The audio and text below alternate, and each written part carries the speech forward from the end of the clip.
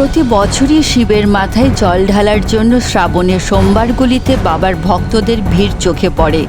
তবে এবছর শ্রাবণের শেষ সোমবারের জন্য মুর্শিদাবাদের জেলা সদর শহর বহরমপুরে ভিড় যেন সব রেকর্ড ছাপিয়ে গেল। দেখা মিলল একটা বিশালাকায় বাবার মূর্তিও। সেটা যাচ্ছে সাগরপাড়ার বিশ্বনাথ মন্দিরে, কেউ যাবেন সাঁইথিয়ার কাছের কোলেশ্বর, কেউ রামপুরহাট, কেউ বা কান্দিতে, কেউ মারগ্রাম, কারোর গন্তব্য সীমান্ত লাগোয়া জলঙ্গি সাগরপাড়া।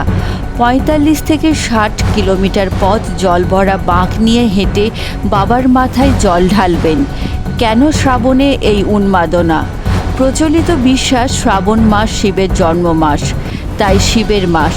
আবার কেউ বলেন সমুদ্র মন্থনে ওঠা বিষ এই শ্রাবণেই প্রাণ করে শিব হয়েছিলেন নীলকণ্ঠ। যাই হোক, ভক্তদের বিশ্বাস এই সময়যোগে শিবের মাথায় জল ঢাললে নাকি মনস্কামনা পূরণ হয়। ভোলে বাবা স্বল্পেই তুষ্ট। অনেকেই ফুলের বাজারে প্রায় ব্রাত্য, আকন্দ, ধুতুরা এবং বেলপাতা নিবেদন করেন। তবে এর মাঝে রয়েছে অন্য বার্তাও। এ সময় পৃথিবীর হয়ে ওঠে জলে টইটুম্বুর, প্রকৃতি শস্য শ্যামলা। শিবের জটায় যেখানে গঙ্গা রয়েছে, আলাদা করে জল ঢালার মাঝেও রয়েছে যেন জল সংরক্ষণ এবং তার পরিমিত ব্যবহারের বার্তা। জল ঢেলে প্রকৃতির প্রতি শ্রদ্ধা এবং কৃতজ্ঞতা জ্ঞাপনও হয়ে যায়।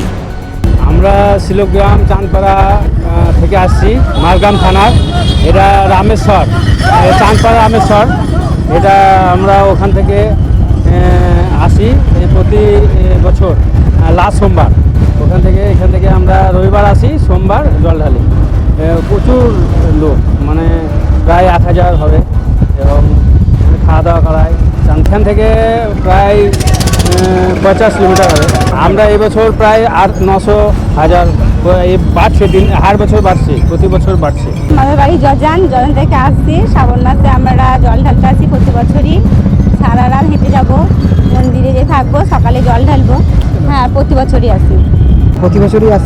এবছরই এসেছি। আমরা এখন সারা রাতই যাবো, রাত্রে যেয়ে সকালবেলায় জল ঢালবো বাবার মাথায়। মেদিনীপুর কলেজ থেকে PG diploma in rural development and Panchayati Raj করতে চান? তবে সত্ত্বর যোগাযোগ করুন স্ক্রিনে দেওয়া নাম্বারে।